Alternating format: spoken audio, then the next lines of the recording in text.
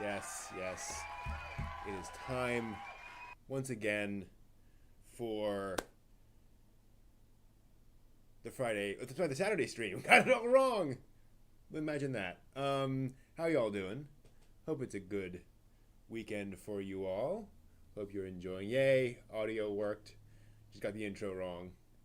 Maybe someday, who knows? But how y'all doing? Hope you're having a good time. I'm just about to get into a little recommendation corner here, but wanted to talk to y'all there a little bit before we get into that, because I want to give you all a little recommendation here before we really get in. We really dive into that. Yes, that's a new manga shelf. I've got 3 of 4. It's getting close. Once that final shelf comes in, and you can see here why I might want... Oh no, that's actually just okay. It's fine. Thought it was the shelf falling down. That's just a shadow. But yes, it is. It's coming together. Then hopefully I'll find something for like right this spot. We'll see. Yes, exactly. But in the meantime, before we go any further, I want to talk to you a little bit about an anime called Nia Under 7. This is a weird one. It is one of my personal favorites for a couple of reasons. Much of the staff behind it worked on Serial Experiments Lane, one of my favorite anime of all time. And it's a wacky comedy until suddenly, in moments, it isn't. It is set in a more or less present time when aliens have crash landed on the planet. But one of them is freeloading with the main character. This is Nia herself, the freeloading under alien who is living with Mayuko here. See if I can get a better shot of him. There's Mayuko, a hard-working Ronin. She failed her college entrance exam and is now living as a broke college student, just trying to get by. And what's fascinating about Nia, to me, is how many different faces it shows. On the one hand, it is a sort of a spastic comedy. On the one hand, it is very much about a certain time in your life. A friend of mine said that he has never seen an anime so perfectly capture being a broke college student as well as Nia Under 7 does. And Nia is very much about that. It is very much about living that life, despite having some very weird things. Let's see if I can find something. Mayuko there goes to a cram school with a friend of hers, and it kind of has to live with the embarrassment of Nia constantly embarrassing her. And one of the things I love about this show is how much it is about not just that, but also about the fact that Mayuko lives in this small rural town in Japan. This came out in, I think, the year 2000, 2001. So before a lot of the big modern trends around, small towns really shrinking and all that kind of stuff. But those were just on the horizon. So you're seeing these just really small town things. And I'll see if I can get a good image there of what it's like living in just this... let's see here. There we go. Just living in this small town and Mayuko kind of dealing the best she can with things. I'm not choosing the best moments here, clearly. Some weird things happen in this OVA. That's not it either. One second. There we go. So there's a lot of elements here of just very small town life. Mayuko has to work multiple jobs to make ends meet, and she she lives in a bathhouse. Now, this is by the Lane staff. So when I say she lives in a bathhouse, there is exactly one sequence where she takes a bath, and in that sequence you see like her and everybody else from like this point up. Like there's no nudity whatsoever in this anime that I can recall it at all. Thank you, JJ. Year 2000 when this came out. So it hits on a lot of different things and on a lot of different elements of life and experiences. And it's something that staff is very good at. If you've seen Haibane Renmei, you know they can do comedy and drama and character growth and lots of things all at once. Lane also, certainly. And it's fun seeing a staff that is big on, that is known for more psychological, more character-driven stuff, stuff that's deep and complex, tackle a comedy, and do so in a way that still plays to their strengths, that still feels like you're there, that still feels like you can appreciate where these people are and where they live. Now, I should point out, I'll see if I can find the opening credit sequence here. This might be one of those things where they skip out. No, there we go. Love the opening credits on this too. Nia Under 7. See if I can find the opening.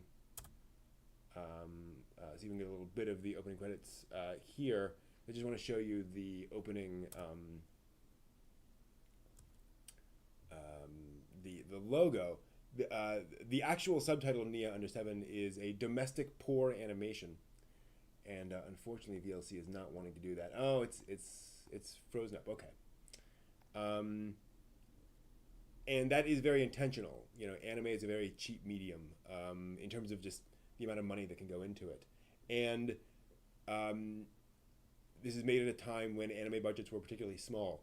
So they very much conserve their animation. This is not a lushly animated series by any stroke of the imagination. But when they're doing over-the-top comedy, they put the frames into that. And what I particularly like is the attention to facial expression, the attention to emotive acting. I felt like I understood Mayuko. I felt like I could see her inner workings and what she was struggling with. There's a depth to this series, despite all the silliness. And if VLC will cooperate, which I don't think it will, this really comes across in episode 4. And I don't want to get into any spoilers, but for me, episode 4 is where a lot of the themes of the show come together. A lot of the soul of the show.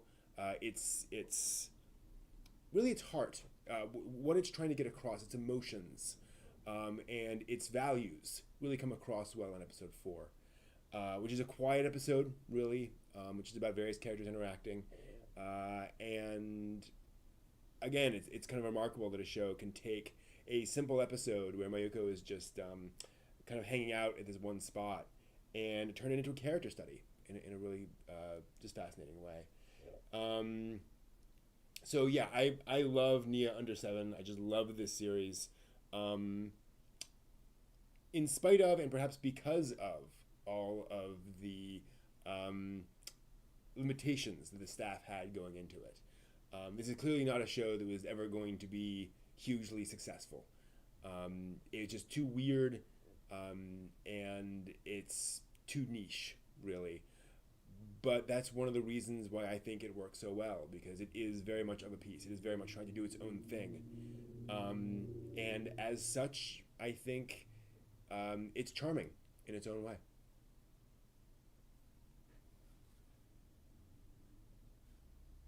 Those are my thoughts on Nia Under 7. Hope you guys found that useful and interesting. Thank you for indulging me for a few moments. And now,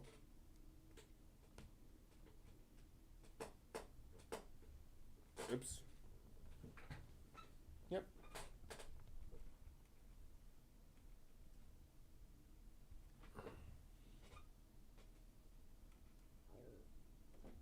Look at that.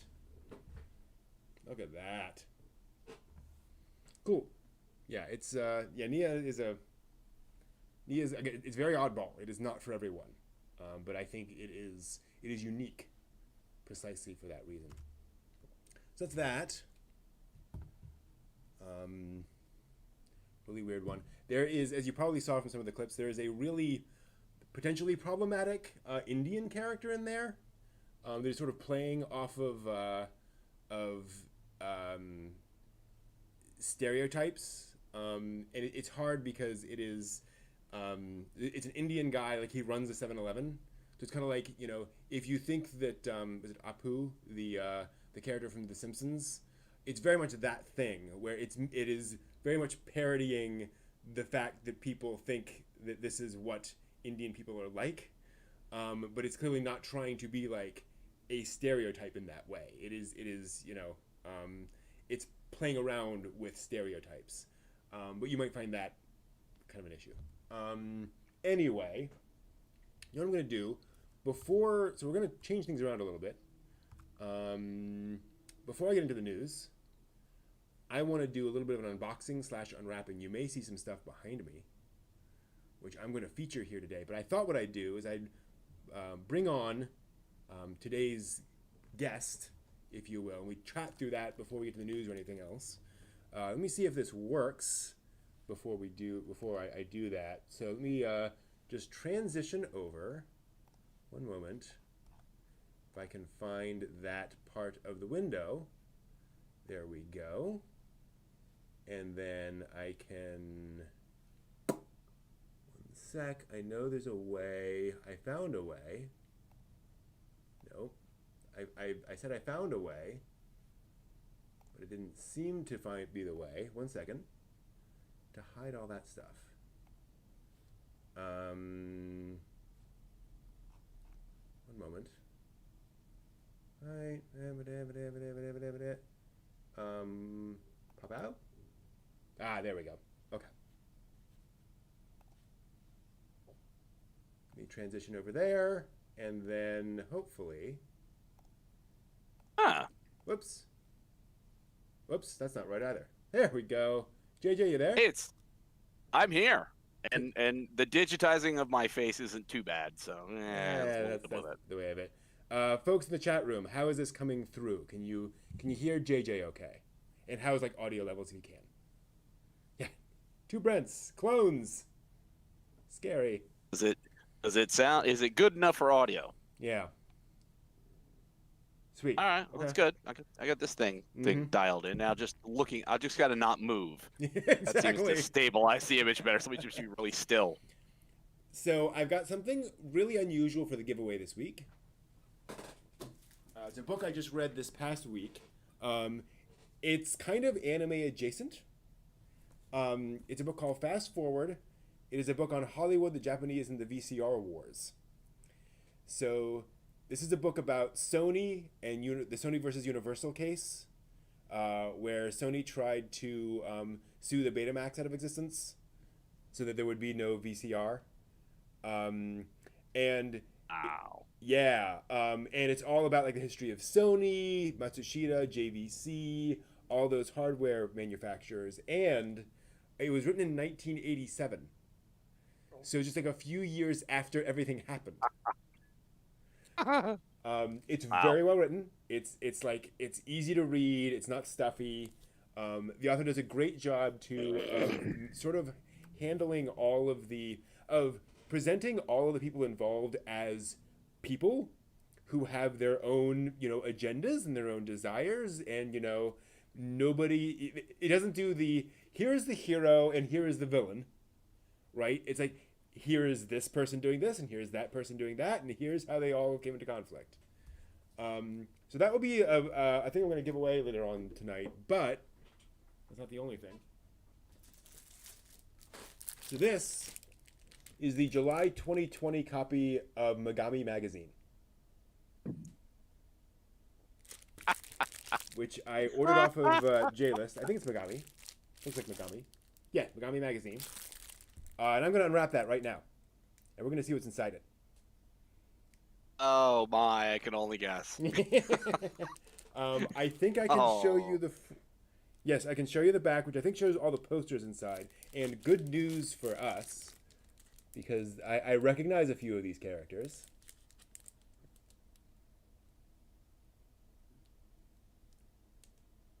Oh, yeah. Otome. Uh-huh.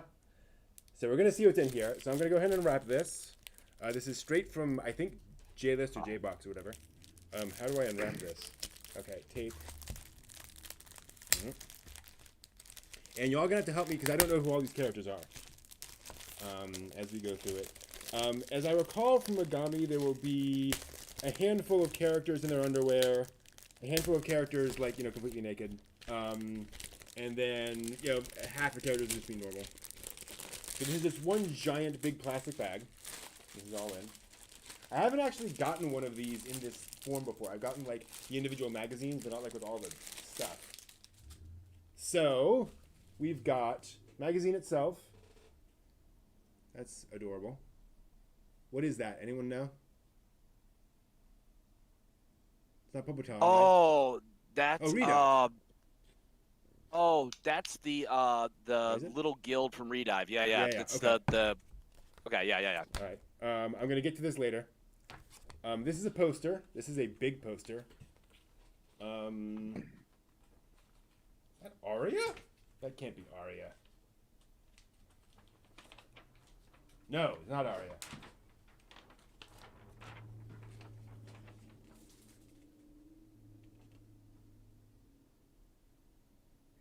Why does that look like Sword Art? That is Sword Art Online. Okay. Yep. Why do I never remember her in that outfit? War of the Underworld, it says on here. So I don't know if that's like a manga or a video game or something? No, that's the next season of okay. SAO. Okay. So here's a little preview, folks. And Interesting. Then, I don't know. Oh, look at that. It's a Dakimakura. You flip it around and it's something else. Oh, phew. Girls in Panzer. Holy. Yeah, those are the girls from Girls in Panzer. Uh-oh. I think we just lost JJ. Let me switch back. While we're waiting for JJ to come back. Here's Girls from Girls in Panzer. She's very cute. So there's your giant poster if you want to put that on the wall. I might auction this off later. Or do a giveaway. That's pretty cool. Oh, he's back. No worries. No worries. All right, let's try the Loli in swimsuit. Did the backside of that poster actually say "Girls in Panzer"? Yeah. In the little copyright thing up there, it says a little. I'm gonna guess the girl with the. Oh, it's all from the movie. Pole with the. Okay, well, I was gonna say it looked like the Shark Team, the girl with like what looks like a pole with a book or something. I don't know what the heck that is in her hand. A camera. Ah, yes, there we go. Reminds me of the Shark Team, but interesting. I'm surprised they're still advertising Girls in Panzer. Oh, it'll be advertised forever, and I hope they keep making more anime. I agree. So this is actually a manga of some kind. A little 4-koma, which is cute. Okay. Let me make sure. To test your translating skills. Yeah. Huh? No. But it's just I'm making sure it's like work safe. And it's just looks cute. Again, no clue. Ends with the girl doing limbo, which is pretty adorable. I don't know. The cover has. Oh, actually, wait a minute. Girls in Panzer. Oh, that's weird. Yeah. I wonder. I do not. I wonder how that fits in. She does look like the girl from the movie. Now that I remember it. She looks like Lucchini, the Italian team chief. Yep. Yeah, no, this is Girls in Panzer. Interesting. So they're definitely advertising heavily. All right. Megami, make sure nothing falls out. Nope. Okay. So here's your cover. Adorable. And then we will go to the front. Again, making sure that this is all work safe. Not really. Hold on. Not really. Hold on. Oh man. Damn. This is going to be sweet. Yeah, that's a nice one. So like the first two are girls in underwear, or girls in very revealing bathing suits. So I'm like, a little uncomfortable with that one. It's gonna have to work. Wait for Geek Archaeology After Dark. Exactly. Here's a nice one for you Railgun fans. At least that's what nice. the logo says, Railgun. Certain scientific railgun. Railgun T, apparently. Okay, that's this season. Well, okay. Yeah. This is a, let's see here, that is, I suppose that's not really work safe. Something from Tokyo MX. That's absolutely fine. What's it from? It does not say. Something from Tokyo MX. Okay, folks, give me a hand. What is this? Looks like Magical Girlish. Oh, jeez. Yeah. The upper right logo thing is all Japanese. I would watch it. Yeah. Well, hold on. Show it close enough to the screen so that Kira can get a look and see if maybe she can glean anything from it. Move a little more to... Yeah, there you go. Yeah. Don't know. Let's see here. What else we got? More underwear. Drop King? Drop King? Okay, sure. Oh, and here's your, that's nice. To give you a the little guild. Cover. It's not Jashin-chan Dropkick, is it? Oh, Jashin-chan Dropkick. It could be. Let me check again. Yeah, because they had a new one this season called Dash. Jashin-chan Dropkick Dash. That's probably it. Cool. That definitely could be it. And they've done Jashin-chan without her snake body. They got it with feet. Yeah. Table of contents. The first thing in here is Redive. I did notice on the back cover, the multi-pane stuff. They showed a slice from Kagoshi-Goto. Okay. We'll have to see. A daughter, Hime-chan from Kagoshi-Goto. This is more Redive stuff. So a bunch of screenshots and such. Oh yeah, there's more Redive stuff. Wow, it's like all Redive. All right, more girls in their underwear. And Redive's fun. Yeah, I agree, Kira. Redive's fun. This is again uncomfortable because this is all of the So this is something on a show that looks like Gleipnir. This is Gleipnir. That explains it. And this is basically all of the fan service shots in Gleipnir is what they show in this spread. So yeah, not going to show you that one. Which there's a lot of fan service in Gleipnir, but it doesn't really take away from the story. It's still a good story. I like it. It's still pretty fun. Let's see here, and then you get into character goods. So this all looks pretty work safe. So various stuff you can buy. I'm assuming this is basically here's the official stuff going out. So for various series.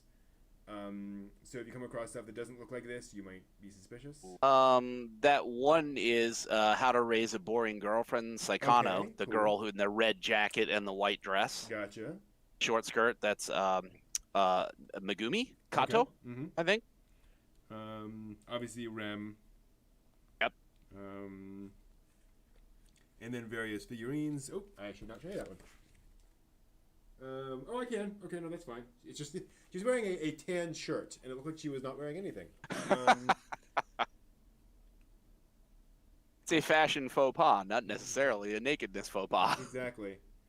Yeah, cute. Oh, they've got Kaguya Love is War. Yeah, that's a lovely nice. And here we are. That's a Nendoroid. Is there a Nendoroid playset next door or something? Yeah. Otome. Nice. So all sorts of stuff there.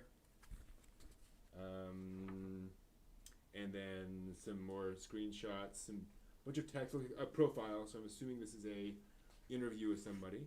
Oh wow! Look at this. Character designs. Ooh. That's really cool. Oh, that's like your read or die book. Yeah. So this is all the stuff you would normally get in like an art book. That's awesome. Nice. And so if you're doing cosplay, good reference there. Oh yeah. All your outfits. including all the little kid outfits, which is nice. Sophie, Mary. And Nice. notice that the guys get like, a quarter of a page while the girls get all these giant things. Yep. Okay, now we're getting into some live action stuff. So, interview with a voice actress, and then looks like an interview with a musician, singer of some kind, I would assume. Don't know. Oh, the baseball anime. Look at that. Ooh.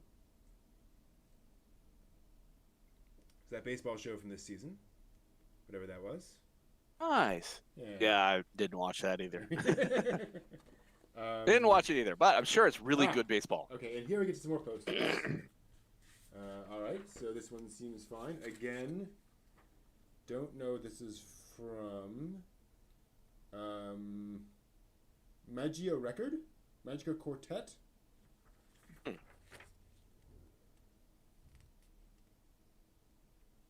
Again, Does not ring a bell with me. Not familiar. This one is, that's fine. This is It's hard to believe that girl's 37. Yeah, exactly. Again, don't know who these girls are, but I'd watch it. Also, I mean, these may be visual novels for all we know. Oh, yeah, that could be too. Yeah. Magia record is okay, gotcha.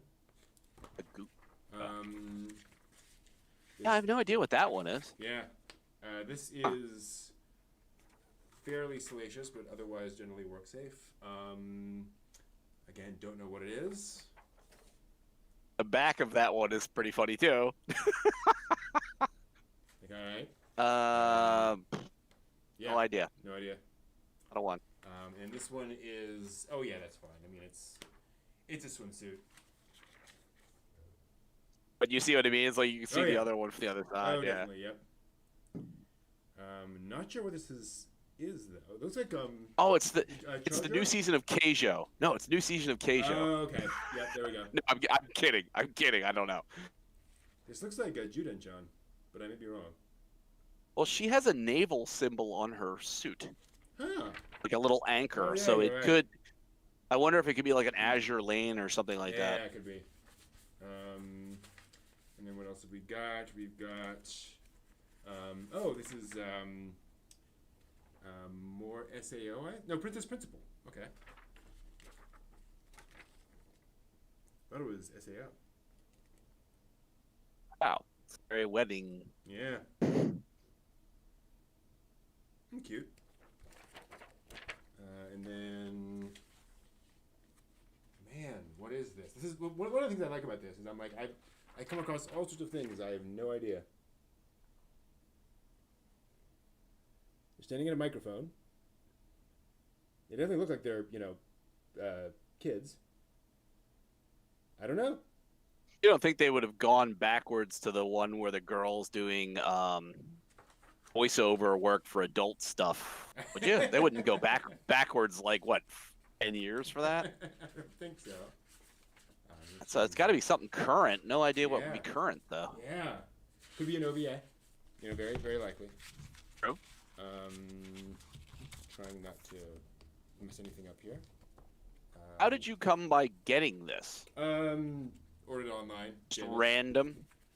Just Just a random thing, just like Yeah, I mean, every so often I'll grab some current anime magazines just for fun. This I don't know either. Bouquet, something bouquet.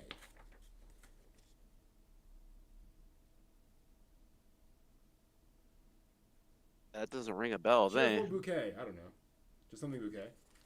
And then. Okay. Oh, what is this? Oh, this could be. What is this?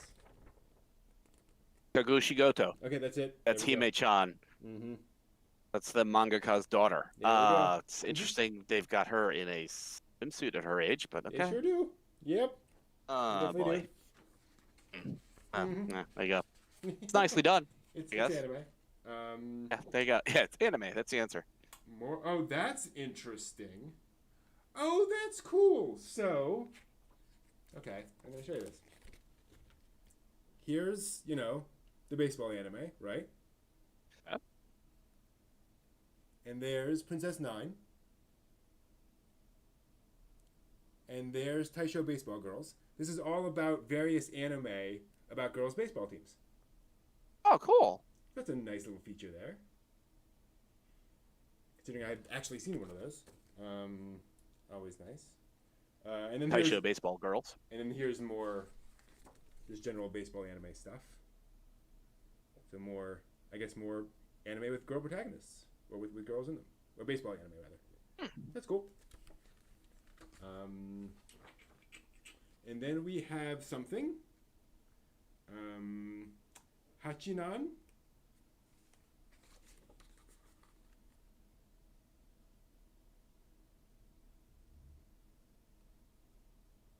Not a clue. Hachi is Japanese for 8, I think. Is it not the 8th son, is it? Oh, it could be. Yeah, this must be the 8th son. Yeah, because that's him, right? Little blue-haired kid. Yeah, I think Hachinan is 8th son. There it is. So they're doing 8th son. Quite a bit. Whoa. No, that's not the same one. Never mind. This is something. Oh, Sakura Tyson. So, bunch of Sakura War stuff. Might be spoilers here. I don't know. So, FYI. For those who can read Japanese, yes, it's Well, total spoiler. Characters showing up that might, you know, involve something. Okay, here's Railgun, what, R or T or whatever it is. So, various elements there and discussion, obviously. And then more stuff. Okay. You're right, it's Josh and Chan. This is all Josh and Chan. Interesting. So the one advantage that you can one way you can figure it out is they'll put the URL on there, and that's usually a way of figuring it out. It's like the only bit of English. Oh, joshinshan.com, yeah. Nice. And then we get into various. Oh, cool! So this is all upcoming anime. So various things will be coming out in the summer to look forward to. And if you've seen like Anna Chart or whatever, they're all on there. Which is a little preview of those. Cool. And then more stuff there. Yet more of that. Oh, here you go.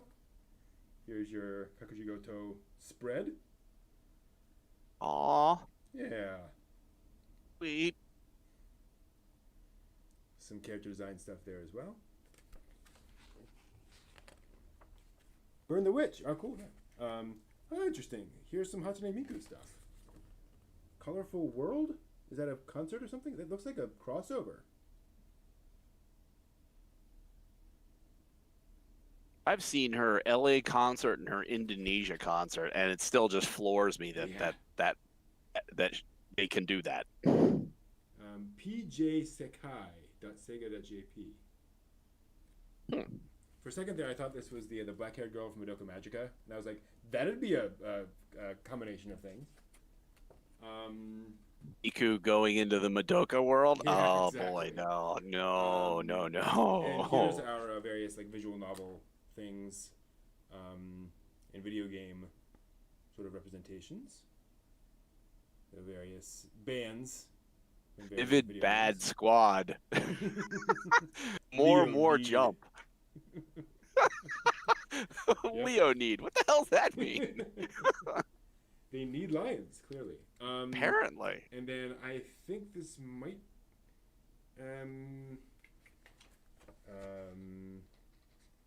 Not sure. So, looks like something Azure Lane-esque. Not sure if it's Azure Lane literally or not.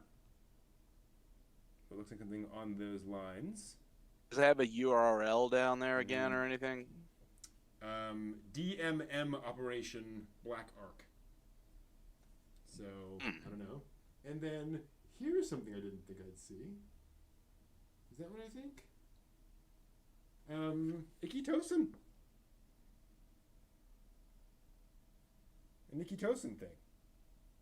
Don't know Wow. why Ikitosen's back, but apparently it is. Again, I assume it's a video game of some kind. Oh, yeah, that easily could be. Getting near the end. So remember what you said about having Dakimakura? Here are some girls in Panzer Dakimakura. Oh, And I'm not boy. going to show. All right, Oh, moving boy. right along. Although it is cool. Are those? Like, I want those now. I think these are girls in Panzer, like water bottles. That's pretty cool. I assume that's. Yep, what Ori Academy. yeah, Yep, that's... yeah. Then some little comics, and then an ad in the back for some other magazine. I'm sure they have like an Idol magazine as well. Oh, yeah. AKB 48. Something like that. And then that's it. They have a yen listing on those Dakimakura by any chance? That's the weird thing. These are basically illustrations. No, they're goods. That's interesting. Okay, they actually like, maybe they're just posters, but they're the girls like laying down on beds. I don't know. Let's see here. I'll show you this much. So there's that one.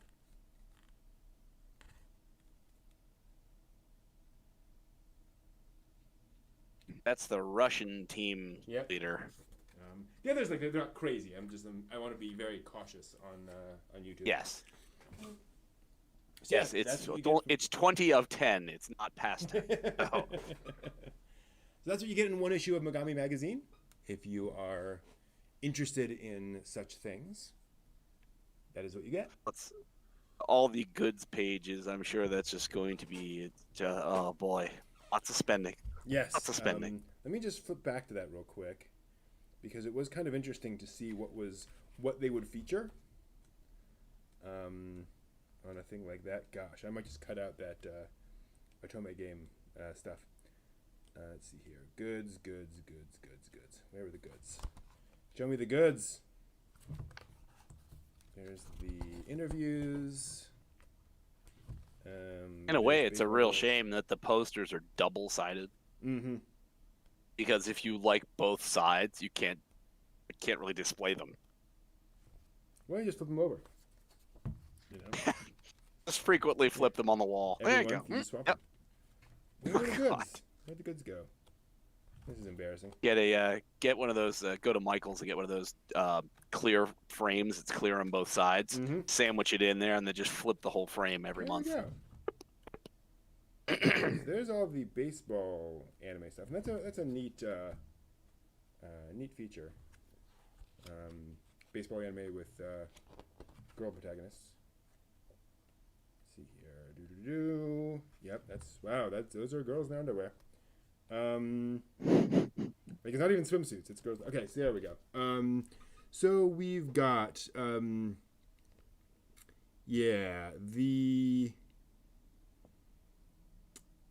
so that was it's actually a wall scroll. Wow, that's like looks like a full scale wall scroll you can just hang up. Wow. So that would be pretty awesome.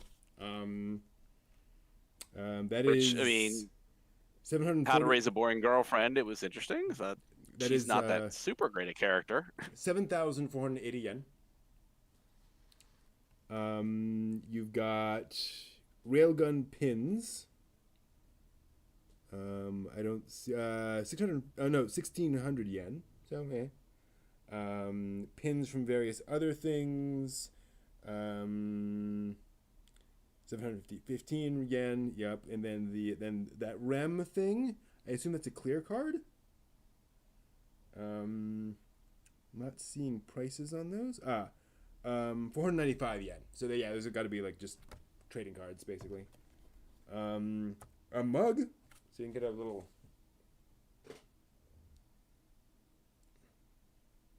anime girl mug. From that. That is. Is that 1,650 I saw on there? Yep. Yeah, $17. Figurines. So the figurines are pretty awesome. There's If you want Saber in a wedding dress, that's going to set you back 11,000 yen. Which sounds about right. Yen. Oh, holy smokes! Look at that. It's Angel Beats. Yeah. The 20th anniversary. Mm-hmm. What is it a card? Is it like 9,500 yen? No, it's 440. Oh. It looks like it must be a card for like Vibe Cruise. Oh, Bushiroad. So one of the anime trading card games. So they must be doing special cards for the key 20th anniversary. That's cool. I haven't seen that in a while. And other things I just can't possibly read. Soundtracks, albums. Yep. Oh, this is the. Look, that's the Macross Delta thing that charted on Oricon that we mentioned like a week or two back. Yeah, nice. That is, they're advertising that for sale. Good for them. Is the girl playing the recorder a musical piece or just a poster? It looks like a soundtrack. It's right above that. It looks like a soundtrack. Yeah. That is also all recorder music. Looks like it's from Kaguya-sama. Nice. Yeah, you know what? RXZER. I think one of the things they feature there on the baseball must be Major Second. Because that looks to me like Major, and that looks like a girl pitcher there. So I think you're right. I think that's what they're talking about. Yeah, it looks like that was Miko from Kaguya in that, Johnny. So yeah, that's what you get in an issue of Megami. I've gotten some of the other magazines before, and you get a sort of a slightly different variety of stuff. So a new type, for example, will be thicker. You'll have more pages. And they'll do more deep dives. They'll have a bunch more art. If they do like a character design thing, they'll do like 6 or 8 pages of it. They just have access to more stuff. But that's what that is. Let me just see if anyone had any other questions when we scroll up. Yeah, these I all had to buy, overseas.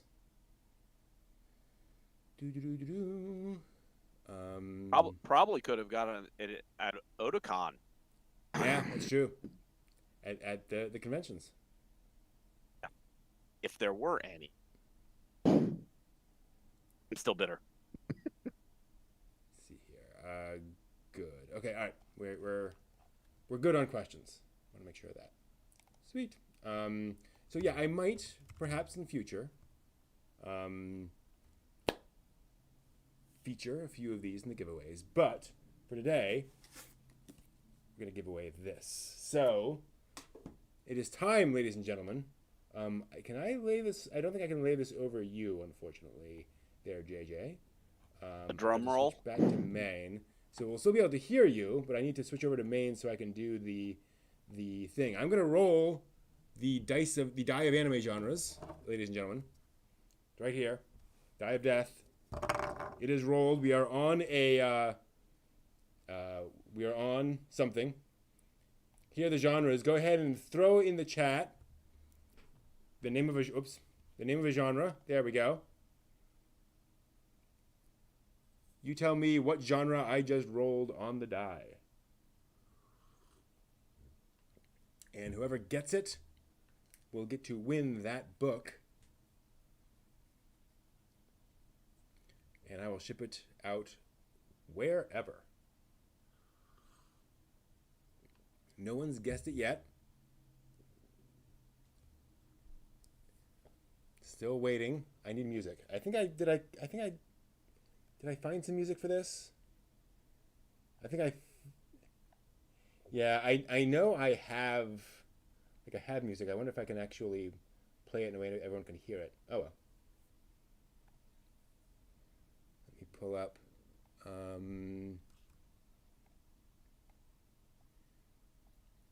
No one's guessed it yet. No one has guessed it. It is one of the genres in these lists, one of these 10. And let me see if I can pull up I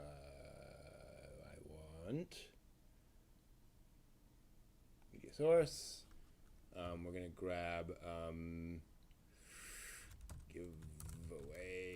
Oh, there's it. There's already giveaway music. Where is it?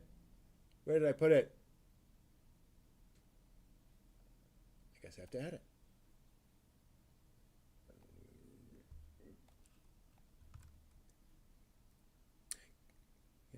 Congratulations, Game Escape. You're right. Game Escape, you got it. If I can pull this down. Oh, the cord's caught. But there it is. Well done, Game Escape. Go ahead and throw me your address. If you haven't done so before, do it again, because I can never keep track of anyone's address. That is just the way of things. All right. And, of course, congratulations.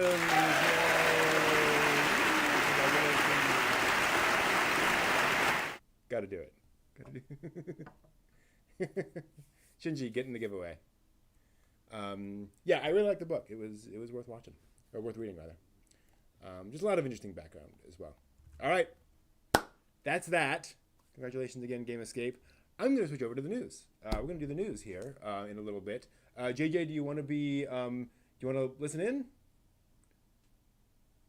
All right. I'm just going to keep you on audio, but I'm gonna run through the news. So I won't. I'm just gonna breakneck. We're gonna do this because I don't know. You all hear that?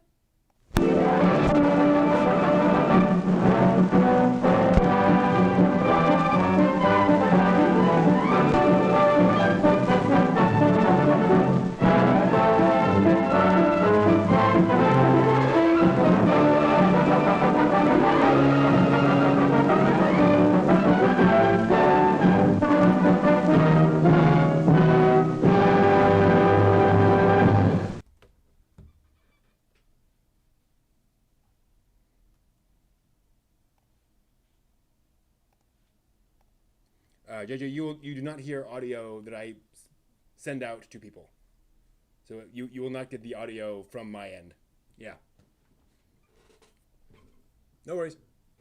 And actually, I have these are off, so I don't even know what you're saying right now. So, all right. What's weird is I seem to have lost Discord's audio entirely on OBS. So I hope we're going to be able to recover that. We'll find out.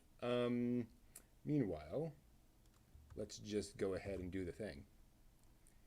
All right. Let's do the thing, as I just said. And we can go ahead and... Oh, I think we're good. Sweet.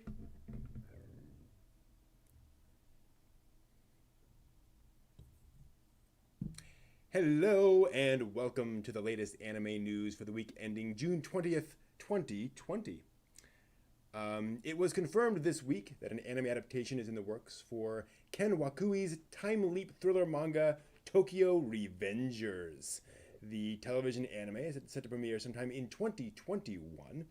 The manga follows Takemichi Hanagaki, a hopeless part-timer living in a crappy apartment working a miserable job. Hopefully none of you can relate. Watching the news one day, apparently he finds out that the only girlfriend he ever had was just killed by the villainous Tokyo Magi Gang. Heavy.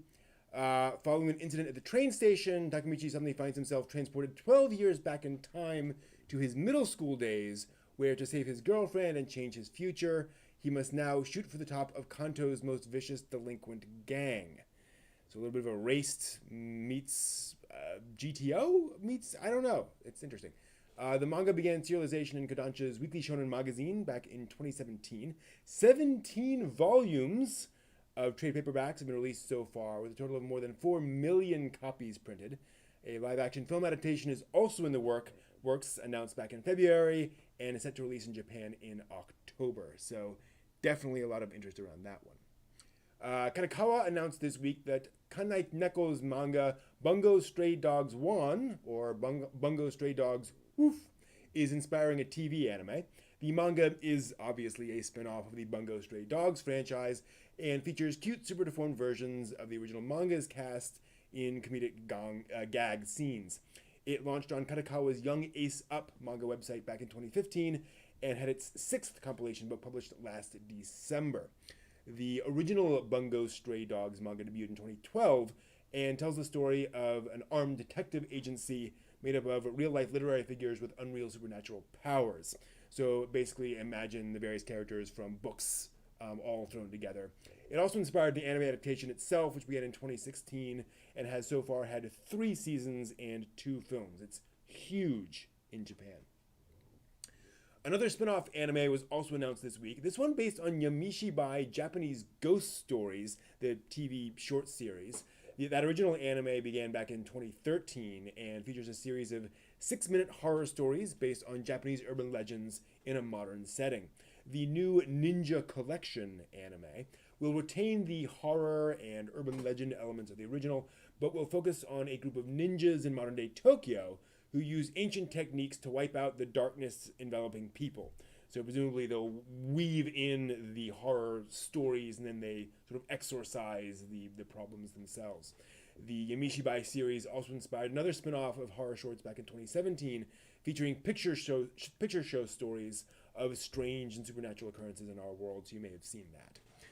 Finally, to round out anime announcements, a new anime special is coming for Hideaki Sorachi's Gintama manga. The special will tie into the content of the upcoming Gintama anime film, which, along with the new special, is now set to premiere sometime in early 2021. The special will premiere exclusively on Japan's DTV online service, so overseas fans might have to do some fancy workarounds if you're determined to watch it, but anime fans do tend to be pretty good at getting their hands on their favorite content. Remember that bot network from a while back? Yeah. The DTV service has already been streaming every episode from 4 seasons of the Gintama anime, as well as the first 2 anime films, and 2 live-action drama spin-offs, which themselves came from the live-action film adaptations. Because if people like a manga or anime, there is no such thing as too many adaptations. We know this, right? The original Gintama manga debuted back in 2003 and ended in June of 2019 with more than 55 million copies in circulation, so I guess all those adaptations were pretty justified. Now, over the last few weeks, we've heard about Anime Expo, Funimation, Otakon, and several other events going online, so it seems only logical that, that's right, Crunchyroll would be the next up. They announced on Thursday that the physical Crunchyroll Expo event will now be replaced by Virtual Crunchyroll Expo, reasonable name, taking place the same weekend the convention was originally scheduled for, September 4th through 6th. The digital event will celebrate, quote, the best and brightest in anime, end quote, whatever that means, with guest panels, interactive events, special announcements, etc. The website encourages fans to stay tuned for news, details, announcements, and more starting mid-July on the Crunchyroll Expo website. So I guess that's what we'll have to do, and I guess that means they're just going to hold off a little bit on many more details. The World Cosplay Summit has also announced its move to the online format due to, quote, multiple aspects that might affect the celebration. Gee, I wonder what those could be. The event will now be held virtually over August 1st and 2nd, the same dates the physical event was to be held, so no surprises there. The staff of the event will reveal more details for that event during the upcoming World Cosplay Summit 2020 online special presentation. Yes, that's the title of it, which will take place on July 1st. So, about a week and a half from now or so. Now, 2 more specific online anime events were also announced this week. The My Hero Academia Hero Fest 2020 will be held online on October 3rd, with 14 of the series' main cast members joining as special guests. Last year's Hero Fest 2019 was held at Pacifico Yokohama National Convention Hall with an audience of 5,000, but since it's barely safe to hold an event with 5 people right now, let alone 5,000, this event will move to online streaming as well. Now, unlike many of the events we've been hearing about lately, though, this one won't be a free open stream.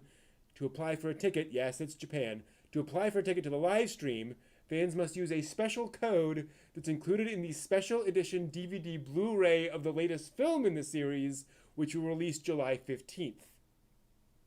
Yeah. But, hey, maybe if you're a dedicated enough fan to be interested in the stream, you'd be buying the DVD anyways, right? At least that's the implication. Last up for this week's online announcements, as they were unable to attend Anime Expo, Anchor has announced the upcoming Muv-Love Expo, an English event, especially for overseas fans.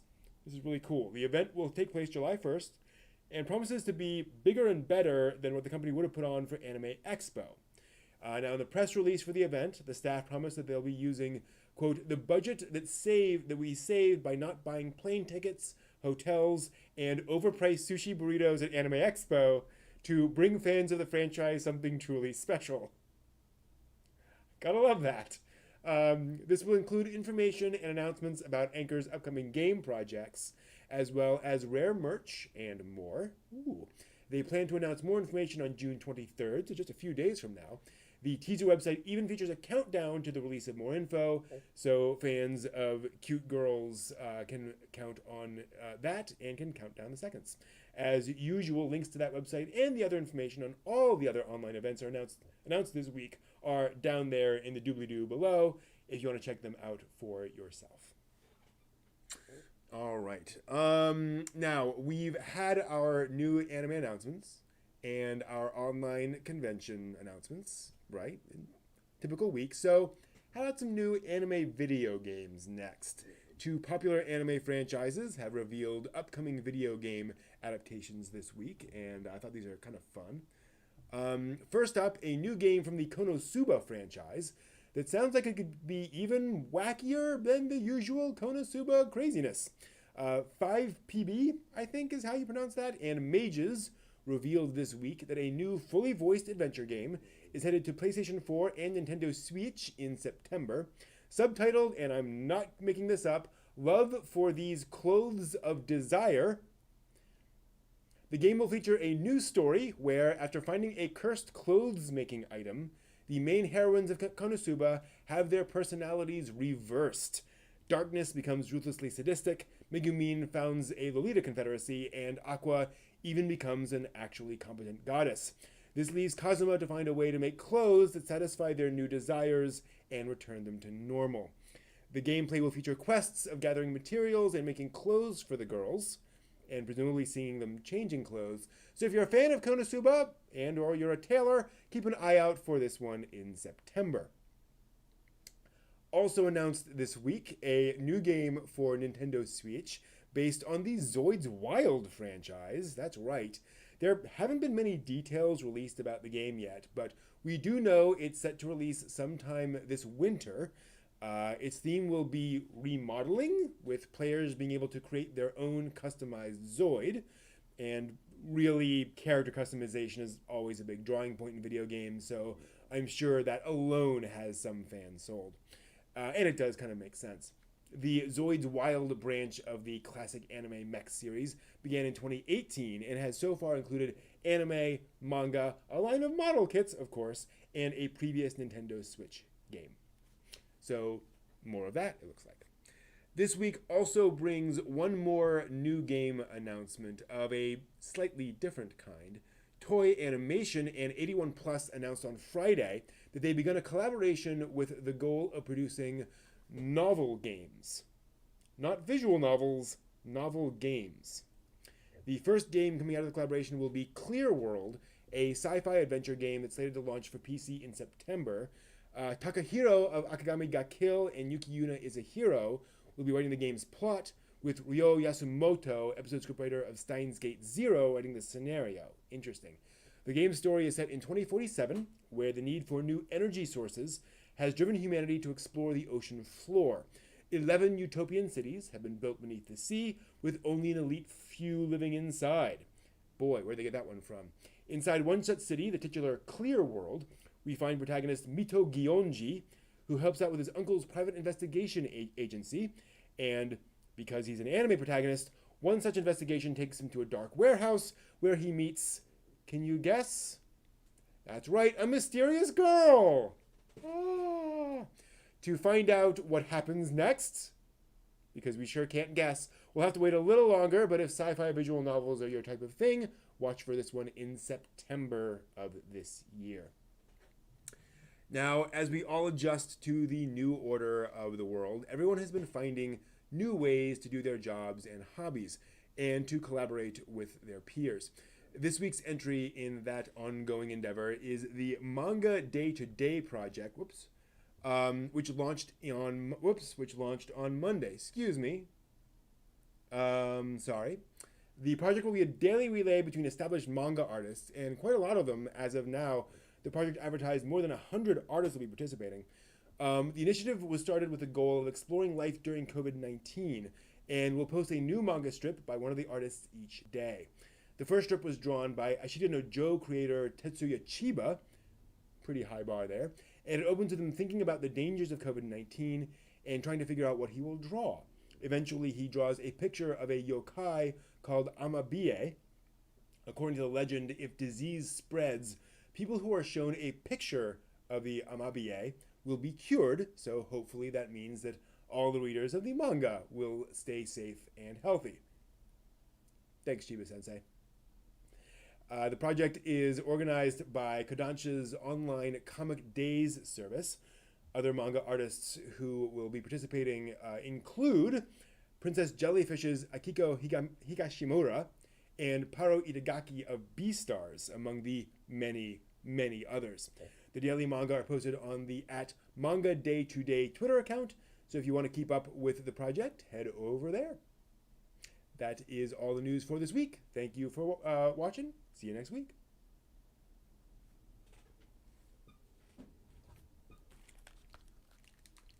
So yeah, I messed up a few of the titles there. My mistake.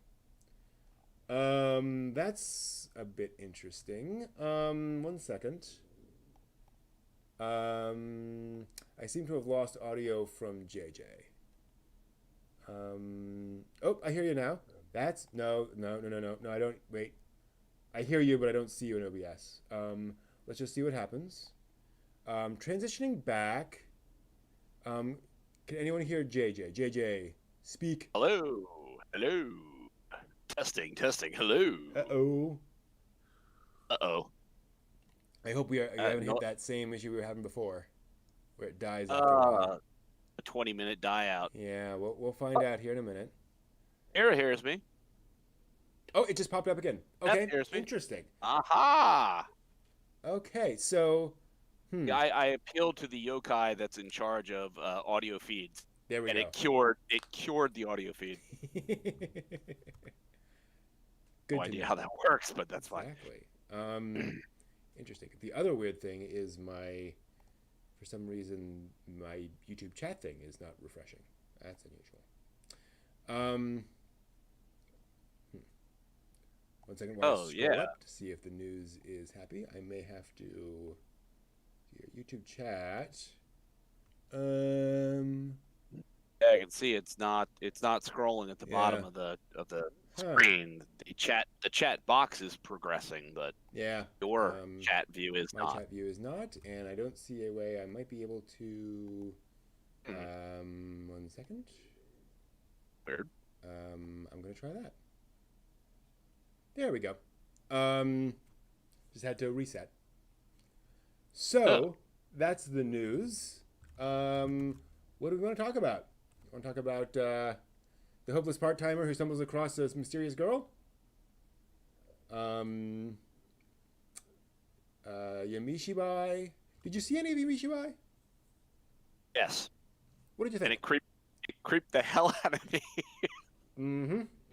I mean, a lot of the time, it's later in the evening, and I'm getting back from work, doing whatever I'm doing, and it's dark, and the house is quiet. The dogs are kind of settled down for the evening, and I'm watching Yamishibai. It did exactly what it was supposed to do, which was scare the crap out of me. It's one of those very few that I can think that the intro part where the guy says, "Itareshai, mitareshai, yamishibai no jikan dayo." It's Nice. like that's sort of I don't know why I remember that, but it was just like it got to the point where it's like every time I heard that, it was like I was bracing for it. I'm like, oh, okay, here we go. Oh, another episode. And I saw it did a second season of it, and I was like, oh, I'm gonna wait. I'm gonna put that on the back burner for the time being. Well, it's so interesting seeing an anime series that is literally being kamishibai, where it's literally doing that, street performance, moving image thing in kind of quasi anime, and doing it in a way that's like legitimately freaky. And that was what the great part. Like, we were talking about earlier about Tatami Galaxy, and I mean, the art style of that and the animation style, that's kind of freaky, and sometimes it's hard to watch. Tatami Shibai is just the way that it is, so it's not. It's being more, I would say, true to style, than just trying to be freaky. Yeah. So that you sort of get beyond the weirdness of it, and then when you're sort of like internalizing the story they're telling, it's like that whole weirdness of the way it looks just really works really well. Totally. Yeah, I don't want to spoil it, but there were just some of them where it was quiet and sort of not really anything, like jump scare kind of thing, and then it just built up, and then 3 seconds before the little mini clip ended, that's where the thing happens, and you're like, oh, so fun. No sleep tonight. Yeah, that's like pet the dogs, look out the door one more time, turn the porch light on, be like, there's nothing gonna kill me, right? Should be fine tonight. So let me ask you this: are you gonna buy the special edition DVD Blu-ray of the latest My Hero Academia film for a chance to win a ticket, to apply for a ticket to the live stream of Hero Fest 2020? I support all those people that are dedicated fans who this is a critical moment for them to achieve their dreams, to reach for the brass ring, if you will, the golden ticket. Yeah. I will magnanimously step aside to allow someone who really truly needs this. But what is a show that you would do that for?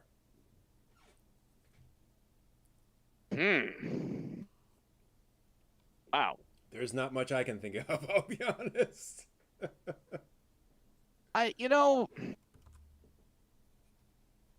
Yeah, I mean that's a really hard one. Yeah. And again, you get 14 of the main cast members as special guests, so that's, a good chunk of the cast. It's clearly going to be a big thing for the fans. And by the way, I'm not making, obviously people spend lots of money to go to Star Trek conventions and spend money to go to a special, talk with the thing. I totally get it. I'm not saying it's crazy. What's crazy to me, or what's amazing to me, is the idea that buying the special edition gets you access to apply for a ticket to the paid live stream. Yeah, so you may get this special DVD and not get the winning application. And presumably also the second phase of that is you may get the application and still not get accepted. Yeah. I'm assuming there's another part in there which would, I'm guessing, mean you buy more DVDs. The more you buy, the better chances. I'm sure. You get. Yeah, imagine so. And here's the other thing too. It's like, a few years ago, Blue Exorcist. I bought Phase 2 by Fear and Loathing in Las Vegas that had Vice and Virtue, which was the OP. Okay. Blue Exorcist. In the jewel case, because I ordered it from Japan, in the jewel case was this weird little card. Oh. So I had my buddy Naoki, I took pictures of it and I sent it to him in Tokyo, and I said, "What is this?" And he said, "Oh, well, you've won the opportunity to get limited merch." And I'm like,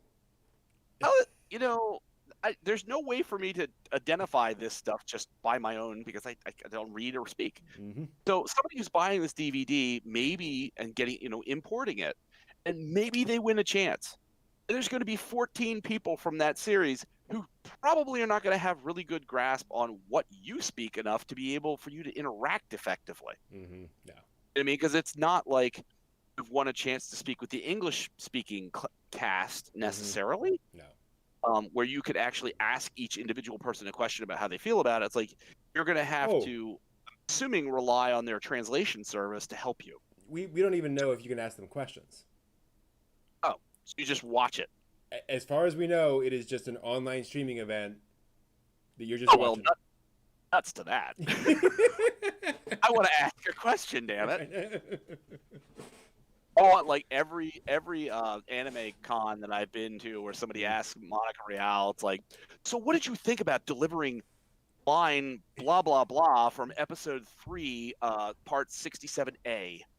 And she looks at them and goes, I really enjoyed the opportunity to actually be a part of this, and it was really wonderful to get a call and to all work with all my fellow voice actors on this, and it was a fantastic team.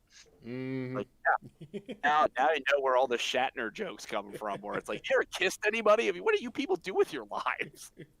And I mean that in a very kind way, because anime. Yeah. Well, we talked about Crispin Freeman's response to would you like to be in Anime X? Where his response is, what is my job? An actor. Do actors like to work? Yes. Do they like money? Do they eat? Exactly. So yes, I would love to be in that show. I'm not, not picky. And then what I do love is he often then turns to say, now, I want to be cast well. I'm not going to be in a show where I'm just the wrong person for the part. But by and large, if it's a reasonable fit for me, sure, yeah, I'll take that check. You bet. Like he says, I'll never play Ash Ketchum. But I can play, Brock, right? I can play the older brother to the protagonist. I can't play the chirpy protagonist character. The falsetto. Mm-hmm. Yeah. You do a line from that scene, Timote. No, not that. Oh, Crispin. I mean, he was K-On! He was a high school. K-On! He was Kyon in Haruhi Suzumiya. Different thing. Very different. Wow. Oh wow, he did a really great high girl's voice in K-On! I'm really impressed. Were there any male characters in K-On!? I can't remember a single one. Yeah, I don't remember any of them. I mean, I don't even think they interacted with any teachers that were male. No, I don't think so. I think it was just purely the club. Yeah. It. Was it an all-girls high school? I don't think so. I think there were boys around. I can't remember. Gosh, I don't remember. Yeah. It's been so long. I still wish I had bought that K-On! Plate at Otakon last year. Damn it! Oh well. Yeah. Some ships, they sail in the night. Exactly. I was good to hear, Ginger. The dub for K-On! Surprisingly good. That's sweet. Nice. There's an amazing K-On! Concert where the girls from K-On! Get up in front of... And I think it's at the Budokan. It's absurdly massive.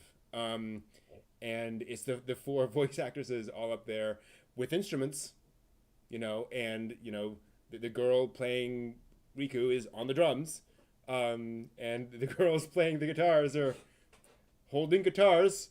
Are they playing all their instruments or holding? Holding. Their arms are going down. The girl playing the drums is certainly playing the drums. I don't know if they're piping that through, but she's clearly hitting everything. Right. The girls playing the guitars are clearly they're acting, right? They're clearly they're trying to play the guitar, but this is a performance, and they are here to sing and to be like those characters. Right. So it was really it's really fun to watch because they are just pouring their hearts and souls into that performance. And I think there's a Lucky Star crossover as well. I think some of the Lucky Star stuff shows up as well, just for fun. They ditch all the instruments and do the Lucky Star dance. Sweet. I may I would be want to be there for that. because I may be mistaken because I know that I saw Lucky Star concert as well. Maybe I'm misremembering it was a Lucky Star concert. I'm not sure. Because they had everyone there. That was weird. So I've not watched any online like show concerts. Like I said, Miku, I've seen her Indonesia and her LA concert, and that only sort of rose to consciousness because Crunchyroll, they might still have it on there, but they had both concerts. Oh, nice. And they're damn long concerts. And that only really came up because I think before David Letterman retired, he had Miku on the Late Show with David Letterman. Oh, wow. So it was this, it was kind of one of those moments where I saw the news article about it. I went and watched it on YouTube, the David Letterman thing, and I'm like, oh, wow, that's kind of funky. And then watched the shows, and wow, energy, talk about a crowd. Holy crap. People were going, the glow stick, everything, they were just going insane. I'm like, wow, this is amazing. LA looked more or less like Indonesia. I'm like, so you guys understand how to run the crowd for a Japanese singer. You really got it all going. Nice. How did the Letterman interview work? It was just imagine the way that they're projecting her, supposed to having like a scrim. Imagine I swear the thing looked like it was about 3 inches of some kind of darkened glass. Okay. Yep. And it was just set up with dark behind her, and then some of her band behind there, and then his desk off to the side. He got up from the desk and sort of stood near the display panel. Okay. And then she just kind of moved around, and it was really intensely cool from a technological perspective. Yeah. I mean, it was really neat to watch that. Her concerts are freaking amazing. The special effects that go into the background. I don't know what the song is, but I think it's got something to do with like Sakura. And she comes out and she was in like a short kimono. And all behind her are sakura petals swirling around. It's just like, oh my God, that's so cool. I want something like that. Share an apple from Macross Plus. It exists now. I just want to be Macross. Is that a possibility? It's just for VR me right in there. Thanks. We're getting close. Actually, like there's some really good VR Miku stuff too. Like on PlayStation VR, they have what you can sit in a Miku concert and be wherever you want in the concert, or like 6 different spots you can move around the concert and just be in there while she's doing songs. It's really cool. You pay per song, so it's not free, but you pay I think $3 for each song you want in the concert, and then you buy however many you want. Yep. Merchandising. This is how we make money out of these things. Clever. It's the secret. I bought 2. I was like, I'm gonna throw a couple bucks at it, and it is an experience. It is absolutely amazing sitting there in the middle of a Miku concert while everything's unfolding around you. Yeah. But would I buy a limited edition DVD just to get a chance, the possibility to see? No. Yeah, that's definitely a thing. You'd have to fly me to where that is, and it's nowhere even remotely near to here. Yeah. It might be DC. I mean, it might be close to you, but it's not close to me. Have you seen Konosuba? Oh hell yeah! So what do you think of this? What do you think of this love for these clothes of desire thing? Well, I loved Shizuku reviewers, so I think it will be well done. Okay. Okay. Again, it's anime and you're making money out of it, and I think I think that's just something you're going to kind of expect. I mean, the way the Darkness's character is done. Okay. Megumin not so much, and not necessarily Aqua. I mean, their outfits are, cute and short, right? the way Darkness's character is done and the things she does, this is just not a surprise. Okay. I have no doubt it's going to earn some fairly decent cash for what they're doing for it. Mm-hmm. Do you think crafting clothes is kind of, you know, yeah, you could easily craft, tiaras or necklaces or something to dispel the curse. It just chose something. Do you think video game is the right next step for Konosuba, as opposed to OVA or manga or something? I'm going to flat out say I'm hoping this is an addition to. I don't want to see it in substitution of. I enjoyed Konosuba enough that I would like to see how it progresses. And if this helps towards that end, so you guys have thrown some money at this to generate some cash flow, and that's going to result in more of the anime being made either as OVAs or as more seasons of it. That's fine. Mm-hmm. But I hope they're not just going to sort of pull the plug on that and be like, well, we'll just sort of dump whatever residual story we want to tell into this game, and if they really like it, they'll watch that, and then we're moving on to the next thing. It's like, I hope not. Well, I think that's kind of my question is, like, if they're going to, if they're going to keep the franchise going, right? Like, does it make sense for them to do a video game now, as sort of an intermediary step to new material, or do they need more story to come out right now?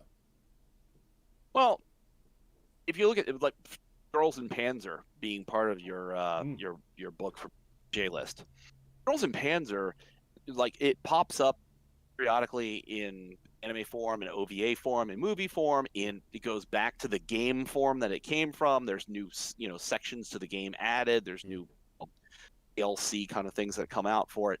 So it keeps back and forth, from various incarnations to keep the franchise going. So again, if this is the same kind of thing, it's like, I don't know what the origin story of Konosuba is. I don't know if it came out of a light novel. I don't know if it came out of a manga. I don't know where it came from.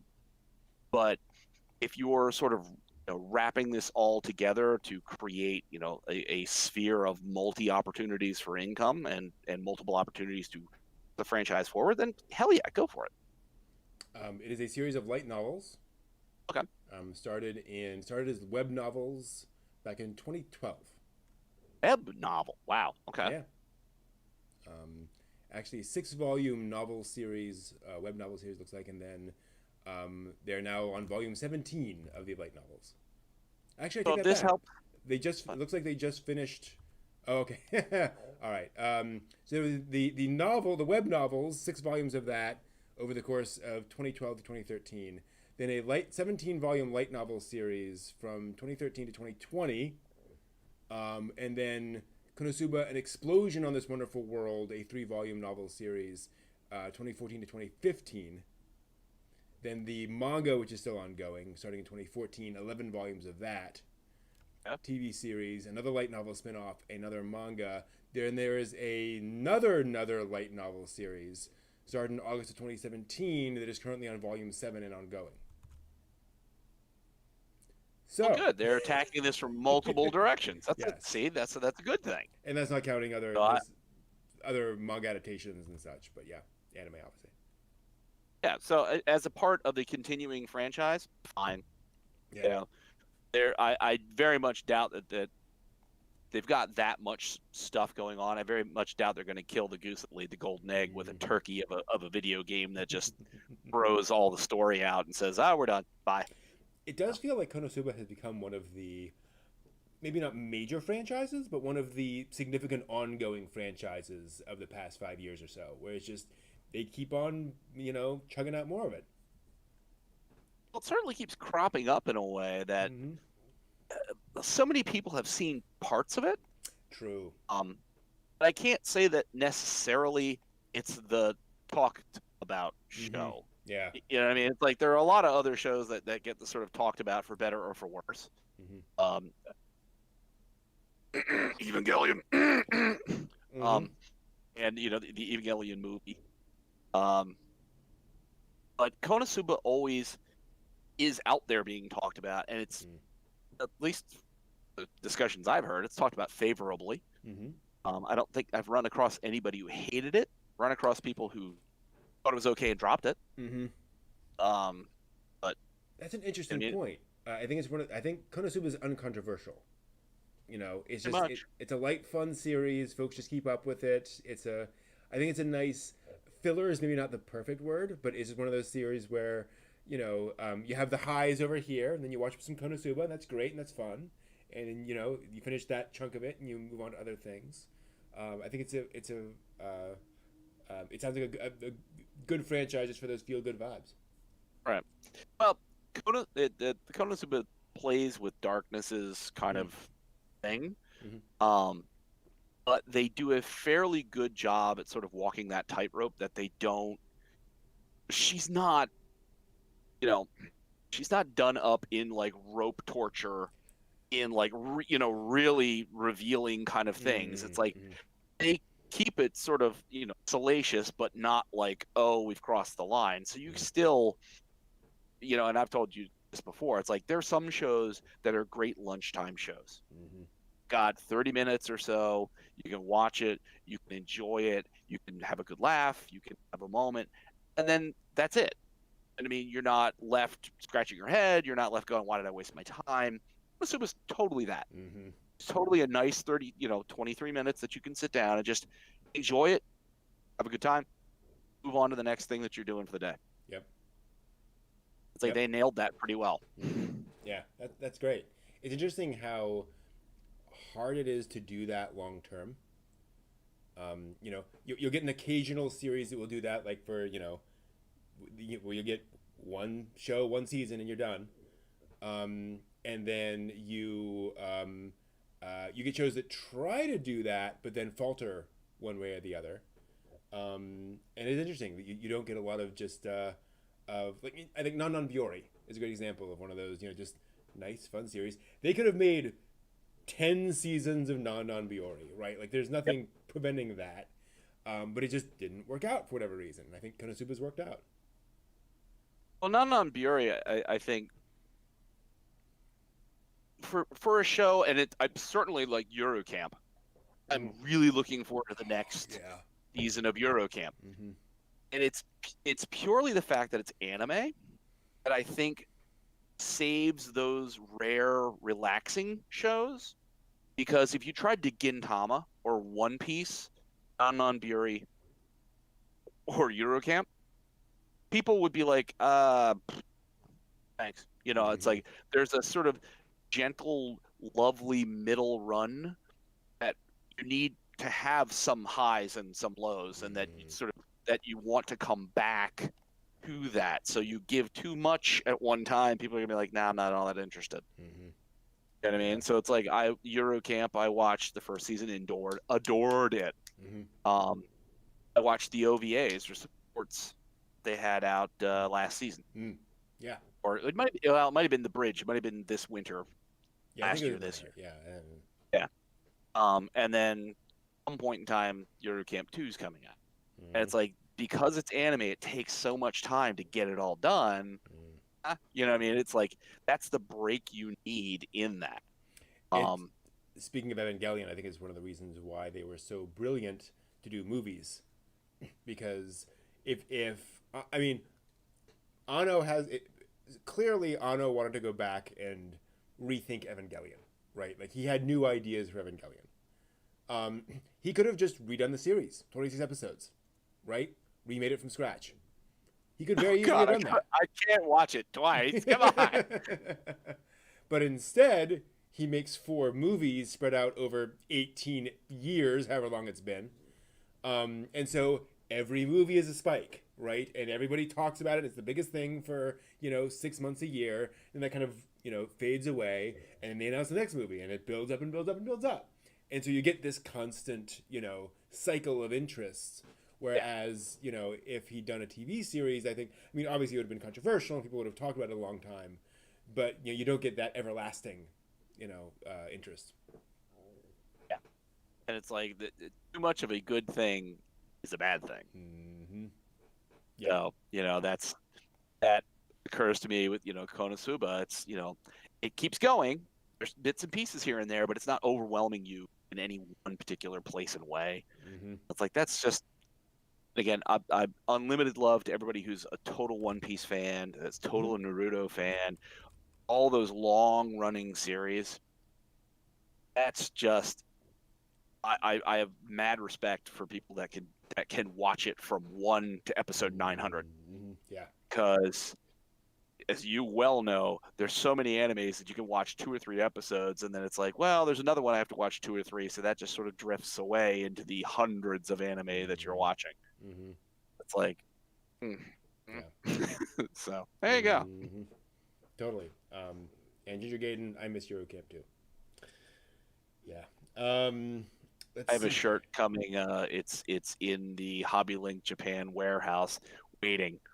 It's 20 more days till it ships because I'm waiting for my Aizoken shirt to get released as well, so they can ship together. Nice. I'm so happy. Aizoken, if I could talk to the voice cast and everybody from Aizoken, that might be a DVD moment. That might be a DVD Blu-ray. Because I want to pick their brains about that show. Yeah, totally. If I could talk to the director, the writer, about why. What are you aiming at? What did Shirobako from the professional side not cover that you decided to take this high school sort of scenario and then cover a lot of the stuff that wasn't covered in Shirobako? It's like, what were you doing with this? Like, Yeah. And just covering anime from the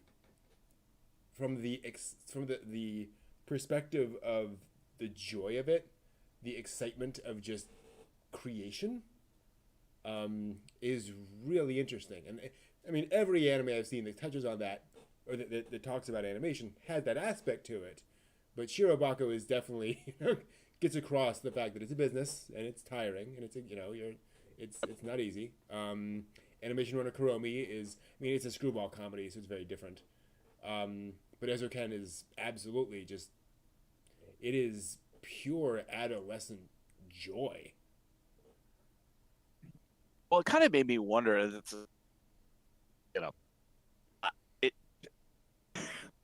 just go ahead and say it. Does Miyazaki have this kind of vision? So, you know what I mean? Like the Aizoken, when they're going out into some place, they're like, oh, here's the cityscape. Mm-hmm. Oh, well, suppose this big tower comes out. There's things going on over here. Does Hayao have that moment where he just sort of sits there and he's like, when he's watching girls' skirts to see how they fall? Does he have like this massive movie full screen going in front of his eyes where he's like, okay, that's how the skirt looks, and I can see this scene in my mind of how they're going to do this, and then that person's going to walk over here, and that's going to happen. It's like, is that kind of in there? Like, I've never heard him say that, but have you seen the it's an art book. It's like the origin of Princess Mononoke. It's like the original storyboard of Princess Mononoke. Oh, it is nothing like Princess Mononoke. It's fascinating. It's basically his original concepts for the movie before it actually turned into the movie it actually is. And it's about, and I'm probably getting some things mixed up because I actually bought it as a gift for somebody else. And I was looking through it and I was like, holy crap. It's like a girl who, a princess who gets involved with some sort of demon monster creature, and then saves him, and then there's a whole storyline around that. Like, none of the other... It doesn't bear any resemblance to the final movie, and it just evolved, and he just kept changing things and changing things and changing things and changing things until eventually it became Princess Mononoke. And like every phase you see in there is inventive, right? It's always, characters and creatures and vehicles and all these things that he's just making up for each phase of the story to make that part make sense. Wow. So I wouldn't all these things springing forth from his head. Mm-hmm. Well, and he's talked about how that is his process is very much evolutionary, where he's starting with ideas and then kind of nailing them down as he goes. As frustrating as that is, but we'll actually be able to know. Has it come out yet? That the new book by the guy who worked for Studio Ghibli? Hmm. Um, Oh no. have you heard of this? Have I told you about this? Let me just pull this up. I Because heard about the MacGuffin thing. The MacGuffin thing that um, everybody wants. let me just search for, I guess, Ghibli. Um, that's not hugely helpful, but I'm hoping. Let's try Ghibli book. Let's try Miyazaki book. Basically, this is a memoir by where is it? It's a memoir by the international liaison for Studio Ghibli, Oh. who is an American guy. Um, why can't is it not on? Not On on Amazon? Kindle? Yeah. Oh, there it is. So just for everyone's fun, On if Nook. you're Oh. curious, see if I can. Yeah, exactly. It only plays on Zune. Oh, let's not go there. Let me just see if I can't show you this real quick. So for anyone curious, this is the original version of Princess Mononoke. Totoro's in there doing something there? Apparently, I don't know. Or I don't know, dude. Totoro cat bus combo, because he's got a little wheel. Yeah, yeah. It's Huh. weird. It's very weird. Um, so maybe it's over in Kindle because it's coming out this month or next month, and I'm really annoyed because I have it on maybe it's on my wish list. Maybe it's gotta be on my wish list. That makes sense. No, it's not. See, this is annoying because it's not gonna sound like I'm just making it all up. But I'm sure. Oh wait, did I? I may have bought it. Oh, I may have it now. Right. Yeah, there it is. Okay. Oh, no joke. Hold on. Get an early release or something, or yeah, it must have come out.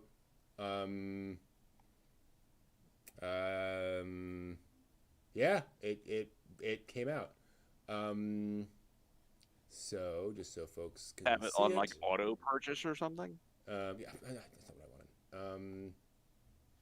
No. See if I can get. There we go. So this is the book Sharing a House with a Never-Ending Man. Come on, sorry. Interesting title. Yeah. Miyazaki is an interesting person. Just ask Goro. Exactly. Yeah. Ask anyone who's ever worked with him, apparently. 15 years at Studio Ghibli, written by Steve Alpert. That's the guy's name. Herb Alpert's son. Exactly. Yes, totally. Steve Alpert. He's a fluent Chinese and Japanese speaker. He was a senior executive at Studio Ghibli for 15 years, starting in 1996. Wow. Yeah. So this is his perspective on what it is like working for Studio Ghibli. I cannot wait to read that book. I'd be curious to know what's in there. Mm-hmm. Maybe when you finish it, you'll give us all on the stream here a brief book review. I might very much do that. That would be good to know, with no spoilers, but the tasty bits that might persuade us to all buy it. Mm-hmm. I'm skimming through the one review. Okay, yeah, the review's not very helpful, sadly. So yeah, this was a book, and I read it. Okay, thank you for your review. Well, this is a very entertaining book, but I had two problems with it. Here are my problems, and then multiple paragraphs about why did he mention this and not mention this? And why isn't there more about this? Like, okay. Well, See Spin's comment worked me into the ground and made me give up all hope. This would not surprise me. No, he is no longer at Studio Ghibli. So Well, I imagine if you had published that book and he was still there, it probably would be a matter of time before he wasn't. Exactly. Probably. That's how that works usually when you do a tell-all. Mm-hmm. Yeah. Wow. So here's... Did he write this? Yeah. Studio Ghibli was for more than 3 decades Japan's best known and most successful creator of hand-drawn feature-length animated motion pictures. Note, was. That's interesting. Oh. Huh. You don't think that was a accidental message? I don't know. I mean, because we talked about this last week. Talked about this last week with there are other studios that are out there doing things that are not associated with them. So. Exactly. Yeah. The Never-Ending Man refers to Hayao Miyazaki and was coined to describe him by his longtime producer Toshio Suzuki. The title in Japanese is a bit more nuanced, might be translated as The Man Who's Never Finished. A subtle reference to Miyazaki's feelings that his films are never finished and that, but for the demand of the business of cinema and meeting screening deadlines, he might never finish a film. It also carries the meaning of a man who's never finished making films. Also might be a slight dig at the fact that he is forever working on films and never finishing them and just churning forever. But who knows? But yes, it is out. You can get it now. Quick little, note. The hardcover is $30. Paperback is $20. Kindle is $9. So, if you're interested in a digital copy, it's cheap.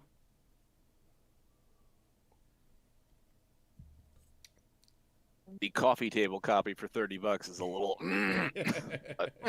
Yeah, exactly. And unfortunately, there's no picture of the hardcover.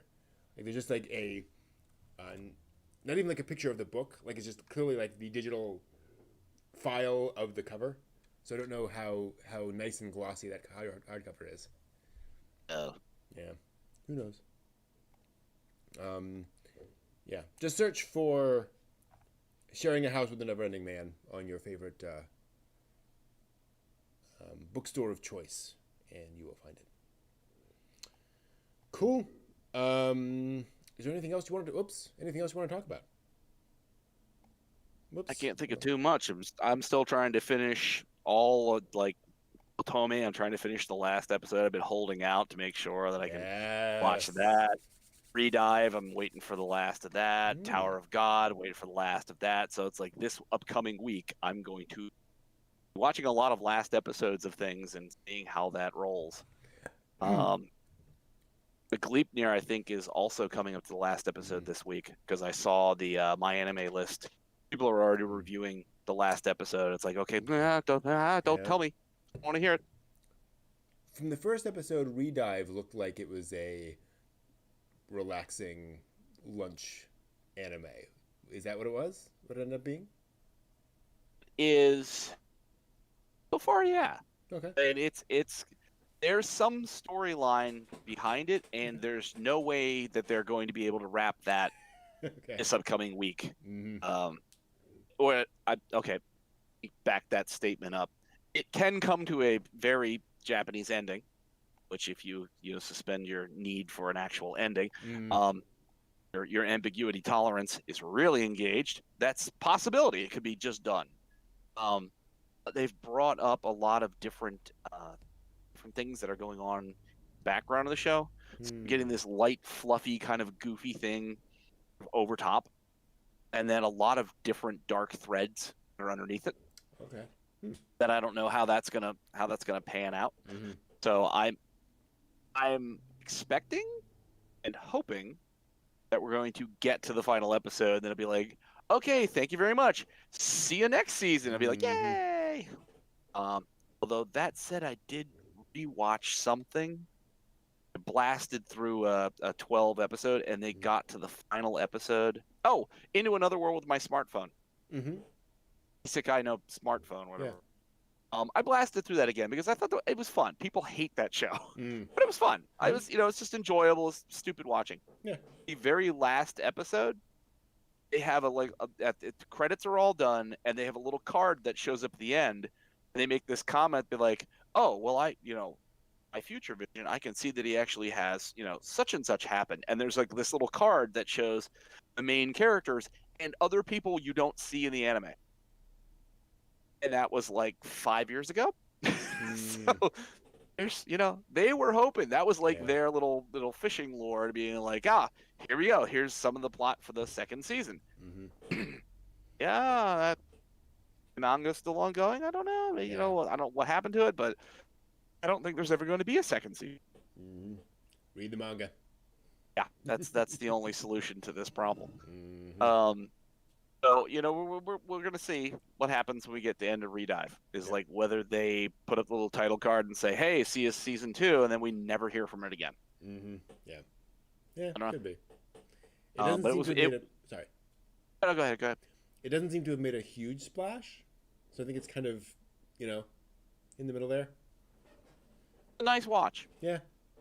That's the little poster there for the little guild, the 3 girls that are on the magazine. It's a cute something. Yeah. Again, it's another one of those.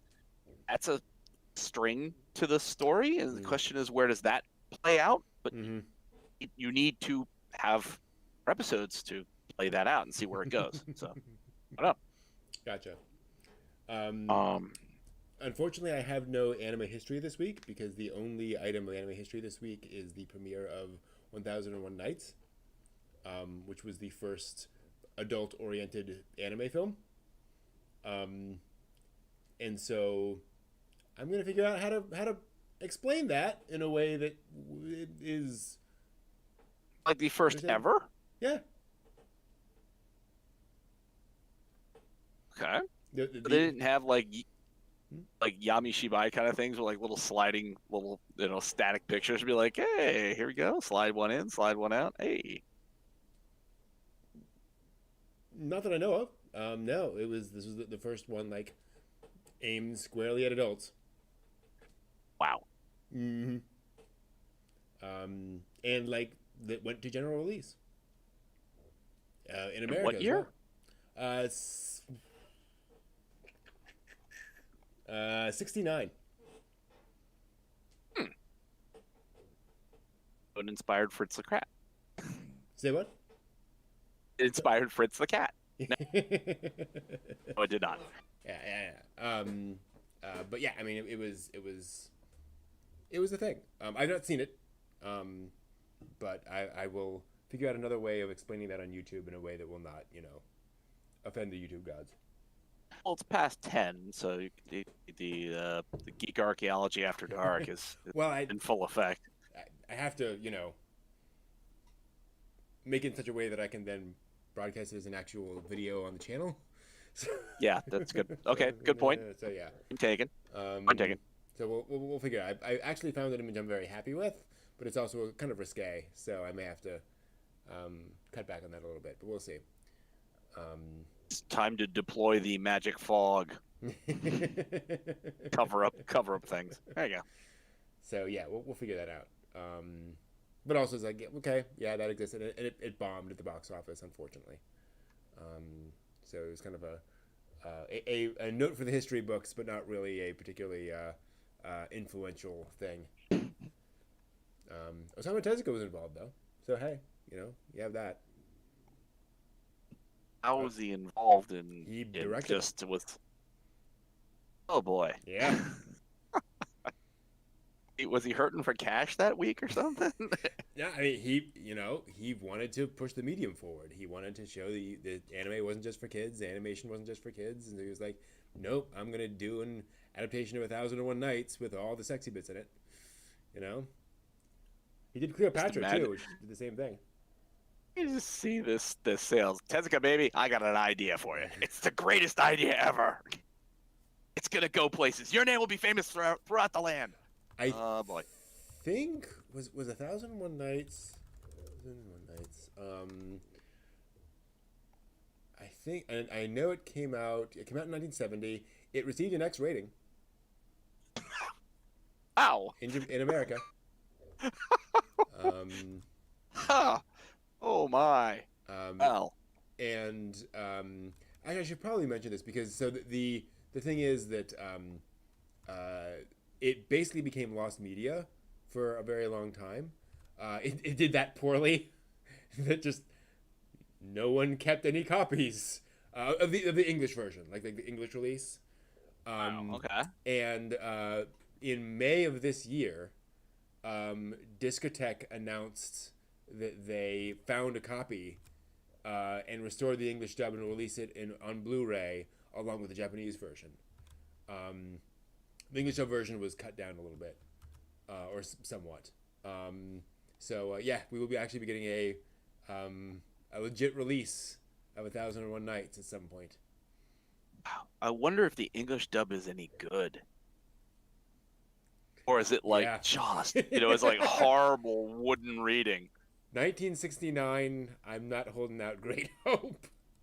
I mean, this is Speed Racer era here. Oh God, jeez, that has the potential to be hysterical. I mean, if it's done that badly, oh my God, oh wow. Brent, Geek Archaeology is gonna have to dig that one up. Oh, I'll take one for the team. Apparently, the English trailer can be found online. I have not looked it up yet. Because I just I was building the history stuff, this evening. But yeah, that's the thing.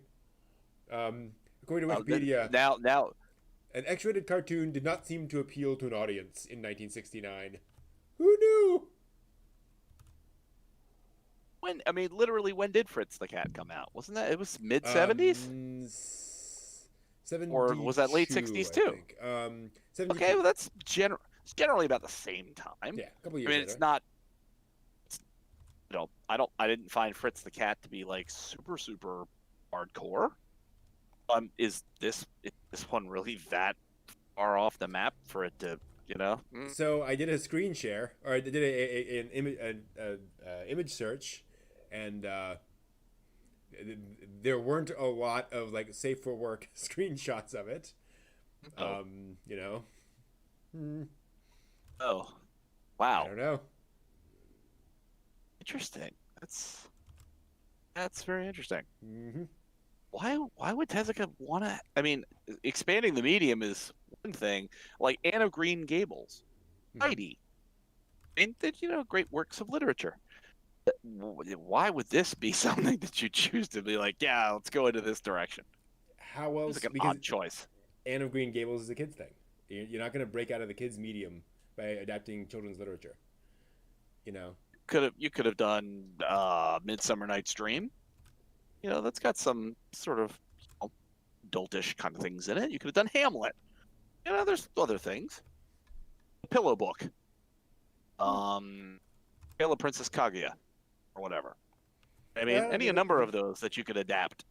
See, I think those will all end up being seen or be edited down into safe things. And I think if you just go straight for things that cannot be seen as anything other than adult-oriented, folks have to stand up and take notice,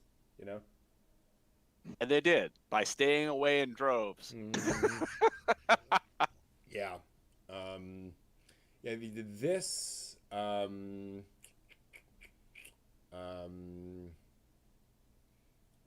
Cleopatra, and then Belladonna of Sadness was the third one in this little series they did.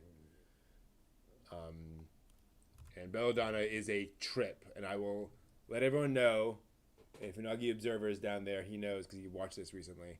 Belladonna is trippy, very adult, but more abstract, more think like Fantasia kind of abstract kind of thing? More like watercolor like Rhapsody in style Blue art. like Rhapsody in Blue from Fantasia, where it's just very impressionistic based on the jazz music. Yeah, to an extent, but then also like to the, it can be as abstract as like Symphony in D, Okay. the initial segment where it's just like lines. So it gets pretty. It, it gets very symbolic. That's a better way of putting it. So a lot of just Yep. imagery and things, and let's just say bad things happen to various characters. Yeah. And that is often represented symbolically or in visual imagery and so forth and so on. So yeah, it's weird. It's an adaptation of a French story, and like it looks like it's French artwork. It's actually it does not look like anime at all. Um, it's kind of worth seeing just for going like, wow, that wasn't you know drawn by Mobius. That's really weird. Interesting. But yeah, whereas I think Thousand One Nights and Cleopatra, from what I've seen, are more, traditional Tezuka style, anime style art, just with boobs. Not that Tezuka was against boobs. I mean, you read Buddha, you read some Phoenix, like he wasn't afraid of a little nudity here and there. Cool. There's an entire industry dedicated to that. Yes, indeed. There's a musical number and the terrible trailer for Thousand One Nights. I know what I'll be watching later tonight. Cool. All right. I think that'll do it for us for tonight. Yeah, I think that's it. I think we covered it all. That's it. Pull the plug. Pull the plug. But the question. Power now. But before we go, we always have to ask the question. It's important. What did we learn on the show tonight, Brett? So my question is, JJ, what did you learn on the show tonight? That some anime medium exploration in the late 60s is too much in the late 60s. Mm-hmm. Yep, I agree with that. But now it's fine. Mm-hmm. Yeah. Entire industry based on that now is fine. Mm-hmm. Kimaka pillows and everything. Mm-hmm. Mouse pads. I agree, Ginger. We learned to import anime magazines. That's an important thing to learn. I learned that Konosuba is a fun just thing to watch. It's a fun, light little franchise. That's cool. Cool. All right. Thank you all very much. Hope you guys have a great week. This has been a great conversation as always. Until next time, as always, watch more anime. Thank you, everybody. See ya. Bye. Oops. I keep forgetting.